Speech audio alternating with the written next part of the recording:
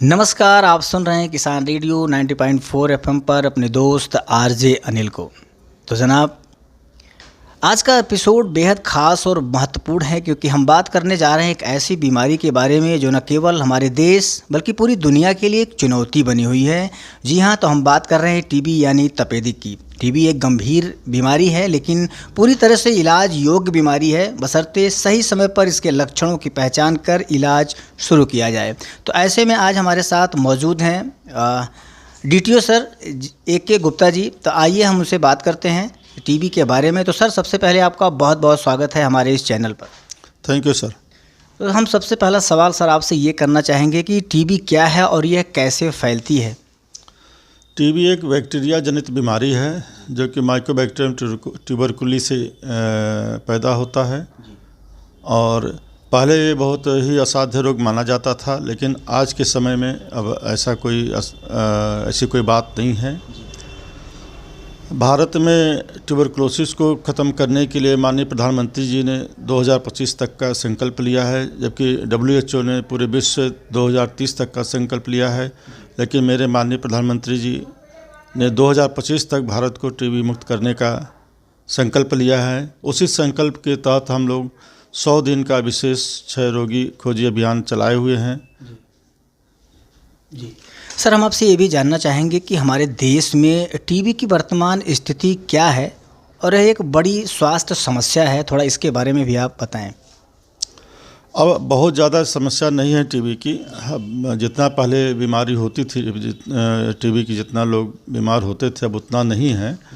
काफ़ी कंट्रोल है, लेकिन अब हम लोग इस स्टेज में पहुंच गए हैं कि जो छिपे हुए पेशेंट हैं जिनको खुद को नहीं पता है कि टीबी हमारे अंदर है, अब हम लोग इस अभियान के तहत उन लोगों को पहचान करके, जिसपे वल्नरेबल पॉपुलेशन कहते हैं, जो कि हाई रिस्क लोग हैं, जैसे 60 वर्ष से अधिक की उम्र के लोग हैं, जो कमज़ोर है, जिनका BMI जो बॉडी मास इंडेक्स होता है 18.5 से कम है, जो HIV से पीड़ित हैं, ग्रसित हैं, या जिनको पहले टीबी हो चुका है या टीबी की दवा कर रहे हैं, तो उनके साथ रहने वाले लोगों को, और या डायबिटिक पेशेंट हैं, या किसी कैंसर की दवा खा रहे हैं, ऐसे लोगों को ट्यूबरकुलोसिस होने की संभावना ज़्यादा रहती है। तो उसी को हम लोग जो है कि इस दौरान हम लोग उनका परीक्षण करेंगे, जांच कराएंगे, और जांच करा करके जिसको टीबी हुई रहेगी उसको हम मुफ्त में दवा देंगे। जी सर, आगे हम इसी क्रम में और जानना चाहेंगे कि टीबी के बचाव के लिए कि आम जनता को क्या उपाय अपनाने चाहिए। सबसे महत्वपूर्ण क्वेश्चन है ये। अगर कोई भी व्यक्ति टीबी की बीमारी से ग्रसित है तो उनके परिवार के लोगों को चाहिए कि उसको खांसते समय मास्क लगाए या रुमाल लगा करके खांसे, और जो बलगम निकलता है उसको किसी मिट्टी के बर्तन में रख करके मिट्टी से ढक दें, और उसके बाद 2-3 फीट का गड्ढा खोद करके उसको मिट्टी के अंदर दबा दें। इससे जो है बचाव हो सकता है टीबी का। जी सर, अगला सवाल हम आपसे ये भी करना चाहेंगे कि क्या टीबी केवल गरीब या कमज़ोर वर्ग के लोगों को होती है। ऐसी बात नहीं है, लेकिन ज़्यादातर कमज़ोर लोग, जो इनके शारीरिक रूप से जो कमज़ोर होते हैं, जिनका बॉडी मास इंडेक्स भी मैंने बताया कि 18.5 से कम होता है, या जिनकी इम्यूनिटी कम होती है, जैसे कि HIV से ग्रसित लोग हैं, या डायबिटिक हैं, या कोई इम्यूनोसप्रेसेंट दवा खा रहे हैं कैंसर का या किसी अन्य बीमारी के लिए दवा खा रहे हैं, तो उन लोगों को जो है ये बीमारी होने की ज़्यादा संभावना रहती है। और गरीब शब्द का जो आपने इस्तेमाल किया, तो ये एक सेकेंडरी फैक्टर है जिसके कारण से व्यक्ति की शारीरिक वजन क्षमता कम होती है, तब जो है ये बीमारी होती है। केवल गरीबी फैक्टर नहीं है, बल्कि उसकी पोषण समुचित न होने पर शारीरिक रूप से कमज़ोर हो जाएगा, तो उसको ये बीमारी होने की संभावना अधिक रहती है। जी सर, हम आपसे ये भी जानना चाहेंगे कि टीबी के मुख्य लक्षण क्या हैं और इसे नज़रअंदाज नहीं करना चाहिए, थोड़ा इसके बारे में भी आप बताएं। बहुत अच्छा आपने सवाल पूछा। टीबी के लक्षण में सबसे महत्वपूर्ण है कि अगर व्यक्ति को 15 दिन से अधिक खांसी आ रही है, उसको बुखार 15 दिन से लगातार बुखार बना हुआ है, हल्का हल्का, ज़्यादा तेज़ नहीं लेकिन हल्का बुखार उसको बना रहेगा, और उसका वज़न उसको महसूस होगा कि पिछले दिनों में मेरा वज़न कुछ कम होता जा रहा है, और रात में उसको अनायास से पसीना होगा, तो और भूख में कमी होती है। तो ऐसे ही मेन लक्षण है, जिससे कि उसको ये सोचना चाहिए कि अगर ये हमारे अंदर ये सभी लक्षण हैं तो हमको टीबी हो सकती है। और ऐसे लक्षण वाले व्यक्ति को और उनके परिवार वालों को नज़दीकी सामुदायिक स्वास्थ्य केंद्र पर या सरकारी अस्पताल में जा कर के जाँच कराना चाहिए। हमारे यहाँ जांच की बहुत अच्छी विश्वस्तरीय टेक्निक है, जांच करके हम उनको फ्री में दवा देंगे। और एक बात और ध्यान देने की है, जैसे जो कपुल जो है प्रजनन क्षमता के एज के अंदर है, अगर उनको प्रेगनेंसी नहीं हो रही है तो ऐसी महिलाओं को भी बच्चेदानी में की जो झिल्ली होती है, जिसे एंडोमेट्रियम कहते हैं, एंडोमेट्रियम की ट्यूबरकुलोसिस हो सकती है। तो ऐसे व्यक्ति को भी, जैसे 4 से 5 साल हो गया शादी के, बच्चा नहीं पैदा हो रहा है और उसके हस्बैंड के सारी चीज़ें ठीक हैं और उसके अंदर सब, महिला को भी सब चीज़ ठीक है, तभी नहीं बच्चा पैदा हो रहा है, तो उसको भी एक बार टीबी की जांच करा लेनी चाहिए। जी सर, हम आपसे ये भी जानना चाहेंगे कि टीबी का निदान कैसे किया जाता है? क्या सरकारी स्वास्थ्य केंद्रों पर इसका इलाज मुफ्त में है? हाँ, बिल्कुल सही कहा आपने। हमारे यहाँ निदान एवं जो है कि जांच और जो है कि दवा दोनों मुफ्त है। उसकी जांच भी होगी मुफ्त में, दवा भी फ्री में मिलेगा, बिल्कुल मुफ्त में दवा दी जाती है। जी सर, हम ये भी आपसे जानना चाहेंगे, क्या टीबी के सभी प्रकार समान होते हैं या इसमें कई प्रकार होते हैं? नहीं, कुछ तो जो साइलेंट टीबी होता है, एक तो होता है कि फेफड़े की टीबी होती है, और दूसरी जो हड्डी की टीबी होती है। टीबी कहीं भी हो सकती है, शरीर के किसी अंग में हो सकती है, जो कि उसको नॉन पल्मोनरी टीबी कहते हैं। जो फेफड़े की टीबी होती है उसको पल्मोनरी ट्यूबरकुलोसिस कहते हैं। बाकी जगह की जो टीबी होती है उसको नॉन पल्मोनरी कहते हैं। लक्षण सभी आएंगे, उसको केवल नॉन पल्मोनरी में खांसी नहीं आएगी, बाकी लक्षण समान रहेगा। सर, हम आपसे ये भी जानना चाहेंगे कि क्या देर से निदान करने पे एक टीबी पेशेंट को, अगर उसका देर से निदान होने पर, तो टीबी क्या गंभीर परिणाम देता है? देर का मतलब ये है कि जैसे अगर पेशेंट की जांच होने में देरी हुई, डायग्नोस होने में देरी हुआ, तो वो शारीरिक रूप से कमज़ोर होता चला जाएगा, उसका वज़न कम होता चला जाएगा, और उसकी इम्यूनिटी भी, वज़न के साथ साथ इम्यूनिटी भी कम होती जाएगी। तो दवा थोड़ा जो है कि उसको असर करेगा, लेकिन थोड़ा कम जो है कि उसको दवा का और साइड इफ़ेक्ट जो होते हैं वो होना शुरू हो जाएगा। दवा तो पूरी तरह से काम करेगा, दवा में कोई कमी नहीं रहेगी। और जल्दी से जल्दी अगर डायग्नोसिस हो जाती है तो ऐसा माना जाता है कि एक पल्मोनरी ट्यूबरकुलोसिस है, अगर वो दवा देर से शुरू किया तो उसके लिए कम, लेकिन समाज के लिए ज़्यादा घातक होता है। क्योंकि एक व्यक्ति को अगर पल्मोनरी ट्यूबरकुलोसिस है और बलगम के साथ उसको खांसी आ रही है, तो कम से कम वो 40 लोगों को ट्यूबरकुलोसिस फैलाएगा। अगला सवाल आपसे करना चाहेंगे कि क्या टीबी के दौरान मरीज को कुछ विशेष सावधानी बरतनी चाहिए? सावधानी, सबसे मेन सावधानी ये है कि दवा में वो ब्रेक न करें। दवा लगातार खाए और उसको उसमें ब्रेक न होने पाए, दवा के करने में लापरवाही न करें। दवा ख़त्म होने से पहले ही हमारे यहाँ जो ट्यूबरकुलोसिस यूनिट है या ट्रीटमेंट प्रोवाइडर हैं जो कि दवा फ्री में देते हैं, वहाँ से दवा उपलब्ध ले लें, तुरंत ले लें, जिससे कि गैप न हो। दवा करने में गैप नहीं होना चाहिए। गैप होना बहुत खतरनाक है, जिससे कि ड्रग रेजिस्टेंस डेवलप हो जाएगा। तब उनको और विशेष जगह पर उनको रख करके दवा करनी पड़ेगी। जी सर, हम आपसे ये भी जानना चाहेंगे कि टीबी के उपचार के लिए भारत सरकार द्वारा कौन कौन सी योजनाएं चलाई जा रही हैं?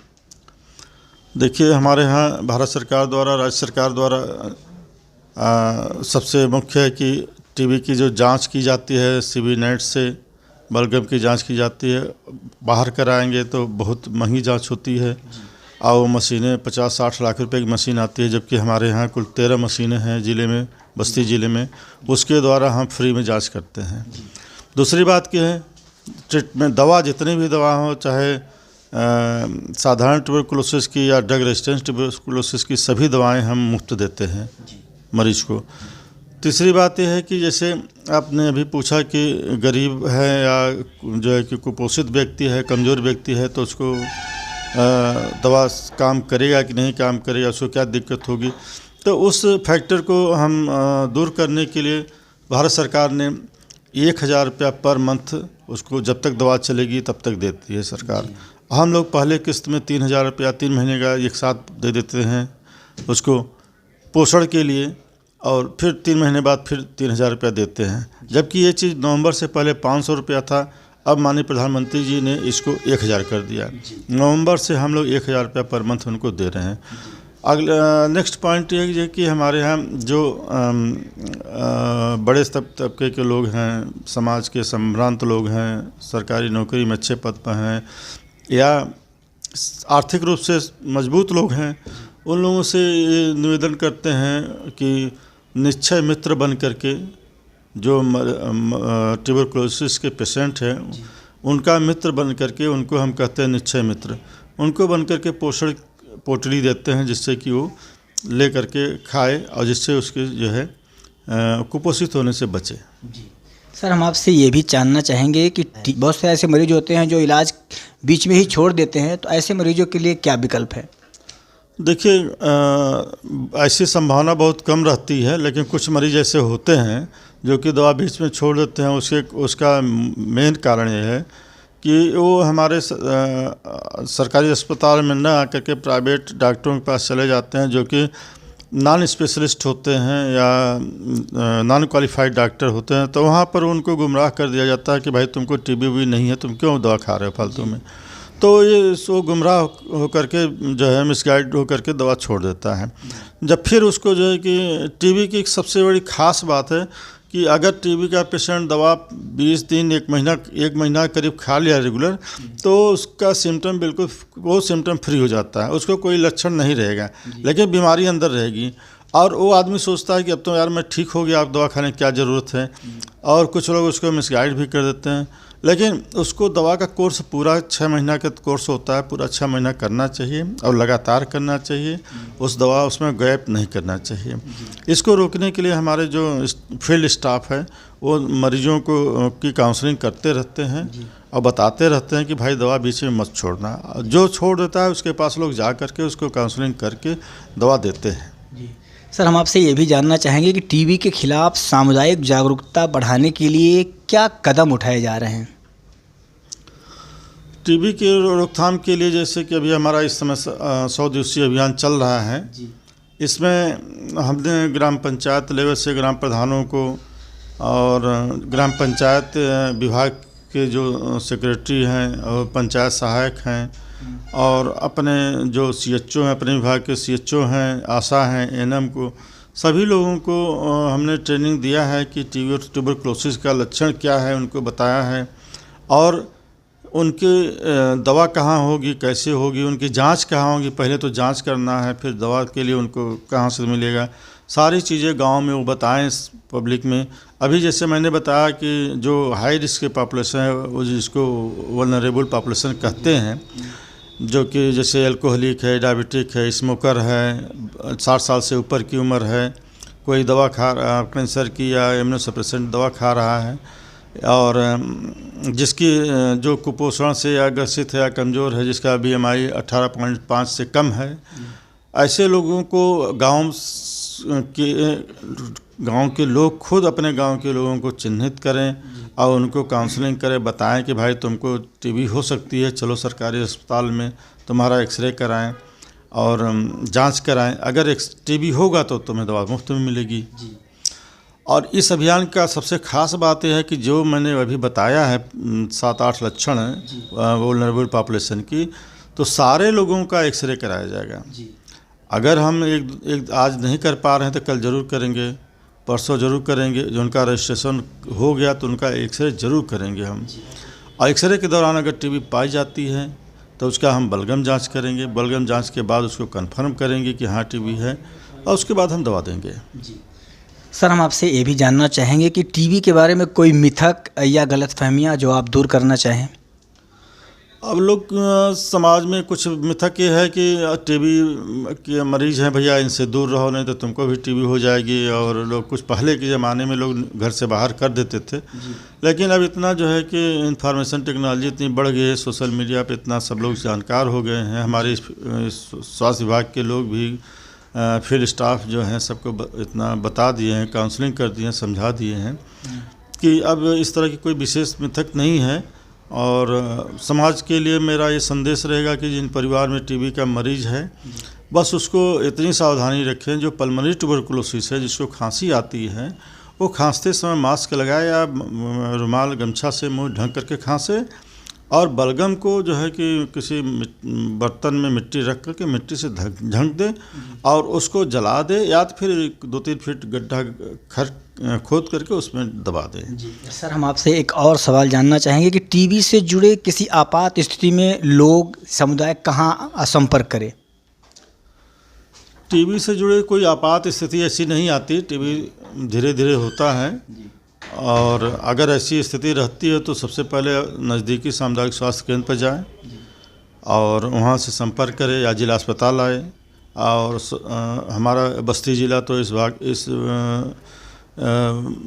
परिप्रेक्ष्य में भाग्यशाली है कि हमारा मेडिकल कॉलेज भी है, तो कहीं भी सरकारी अस्पताल में जा कर के उसको जांच करा करके वो सुविधा ले सकता है। जी सर, लास्ट और अंतिम सवाल हम आपसे करना चाहेंगे सर कि टीबी से जुड़े जागरूकता के लिए आप रेडियो श्रोताओं को क्या संदेश देना चाहेंगे? मैं तो आपके माध्यम से समाज को यही संदेश देना चाहता हूं कि जो मैंने अभी हाई रिस्क पॉपुलेशन को बताया है, तो उसको मैं फिर से रिपीट कर दे रहा हूं कि जो जिनकी सारी बॉडी मास इंडेक्स 18.5 से कम है, डायबिटीज़ है, स्मोकर है, एल्कोहलिक हैं, जिनके परिवार में टीबी की बीमारी के लोग हैं, या जिनके परिवार में पहले टीबी हो चुका है, कोई कैंसर की दवा खा रहा है, या कोई इम्यूनोसप्रेसेंट ड्रग है दवा ले रहे हैं, ऐसे लोगों को का जो है एक्सरे ज़रूर कराएं। और इस समय अभियान चल रहा है, गांव-गांव में, सभी गांव में नंबर वाइज जो है कि चलेगा। हर आशा के क्षेत्र में हमारा ये 100 दिवसीय अभियान चलेगा, और सभी लोगों को चिन्हित करके हम एक्सरे करा करके जांच कराएंगे, और टीबी मिलने पर हम उनकी दवा देंगे।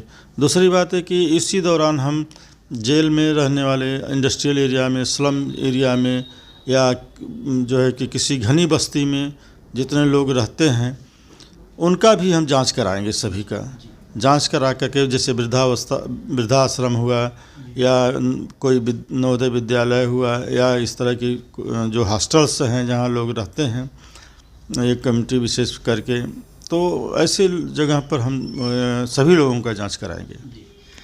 तो अभी आप सुन रहे थे, मौजूद थे हमारे साथ टीबी अधिकारी DTO sir AK Gupta ji, जिससे टीबी के बारे में बहुत सारी जानकारियां आप लोगों तक साझा किए।